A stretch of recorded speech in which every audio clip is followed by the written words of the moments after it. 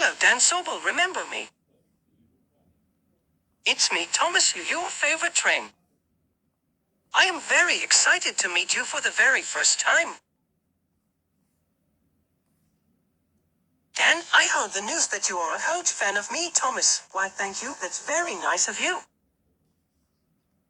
There are lots of fantastic Thomas stories. Oh, Dan Sobel, I was just wondering. What is your favorite Thomas story? Really? Now that is a great story. Well, Dan, I just wanted to say, first of all, thank you so much for being a big fan of me.